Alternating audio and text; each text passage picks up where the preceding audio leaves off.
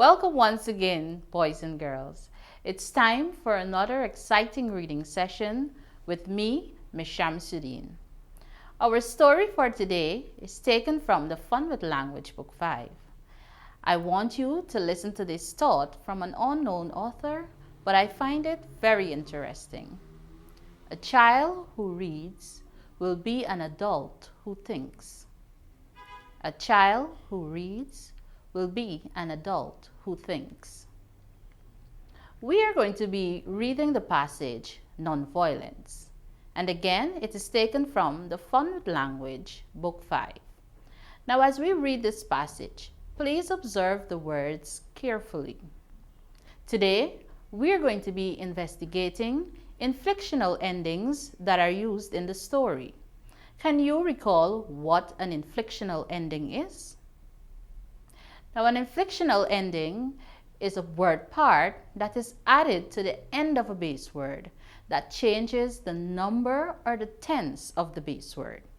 For example, we have the base word eat, and if we add the inflectional ending ing to it, we would get eating.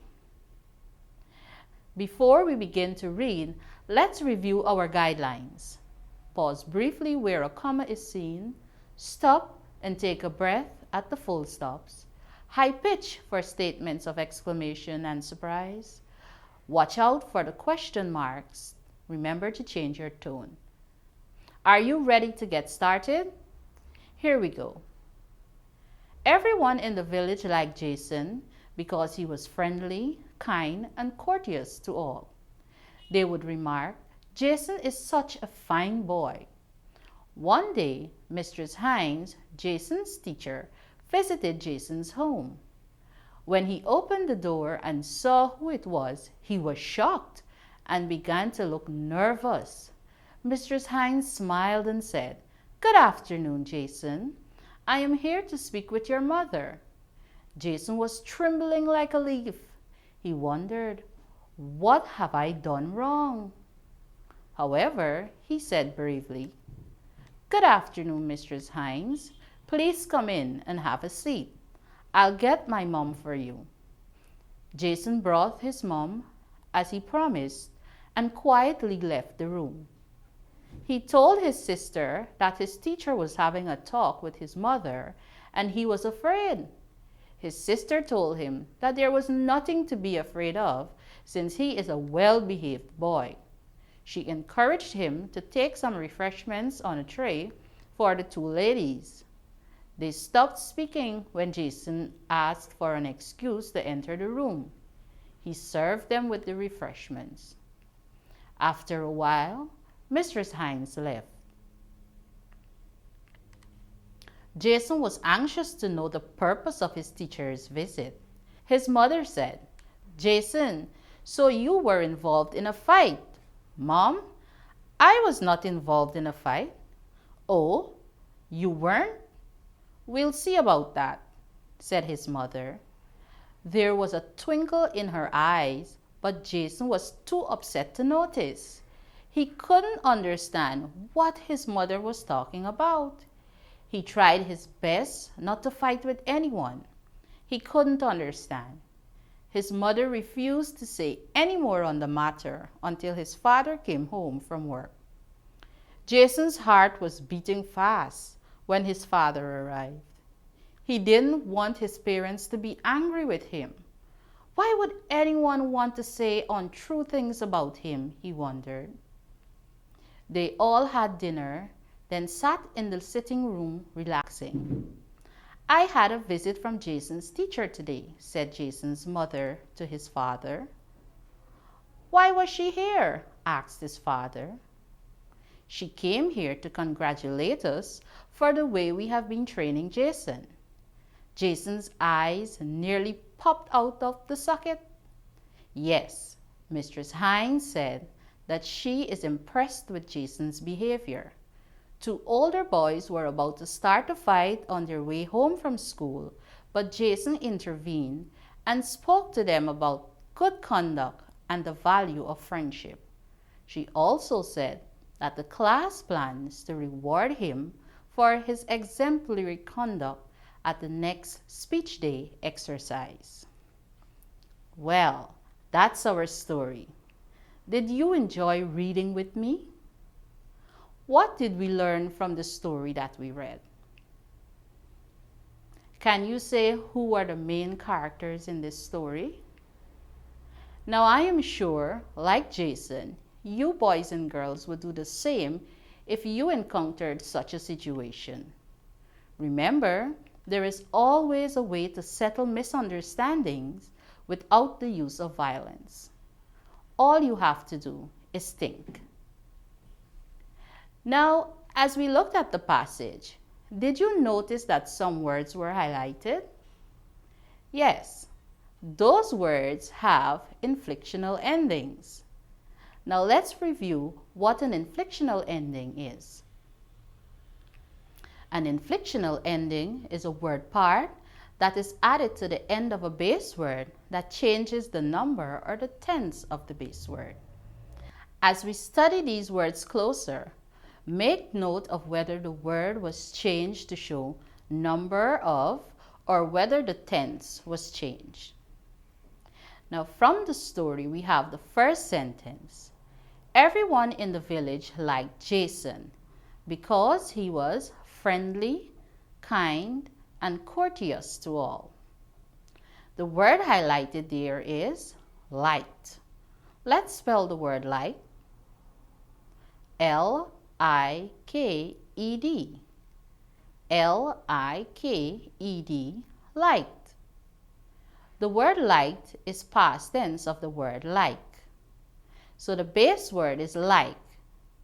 When we add the inflectional ending D to it, we get the word liked.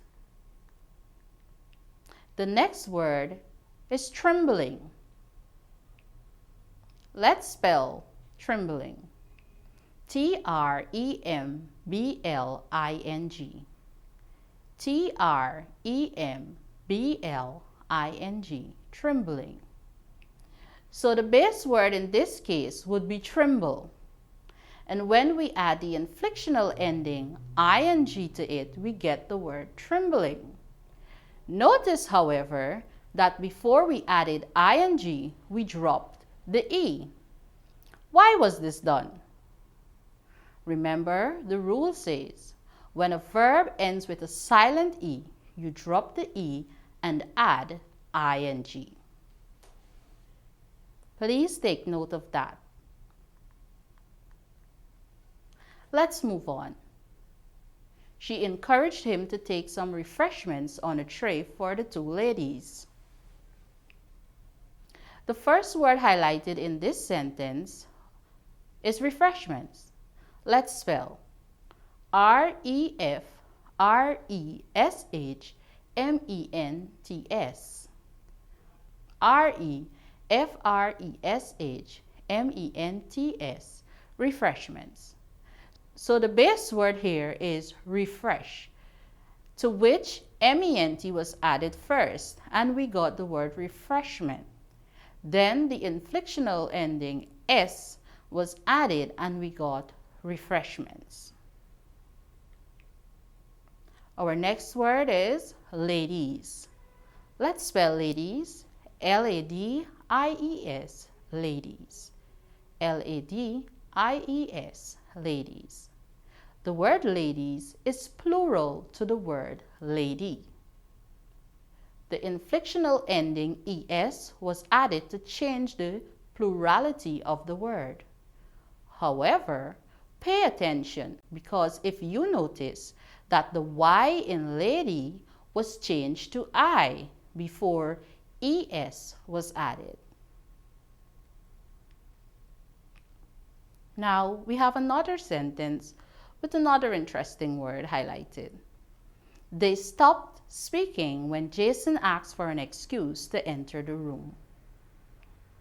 They stopped speaking when Jason asked for an excuse to enter the room. The word highlighted there is speaking. Let's spell speaking. S-P-E-A-K-I-N-G. S-P-E-A-K-I-N-G, speaking. The base word in this case would be speak.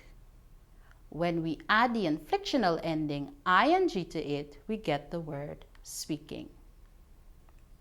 Now let's look at our words with inflectional endings once again.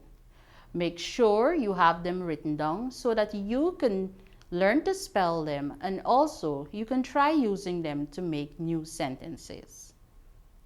Let's call those words: light, trembling, refreshments, ladies, speaking.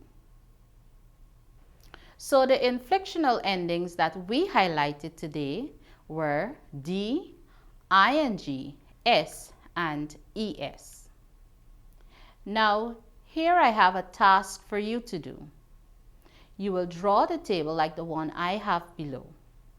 Look in the passage for other words with these endings and write them in the correct column. Here I did a few for you with the inflection D. Liked, promised, encouraged. You will look for other words with the endings ing, S, and ES. Well, that's all for our lesson. Be sure to find the story in the Fun with Language Book 5 or go to the Guyana Learning Channel Trust on YouTube where you can view this lesson again.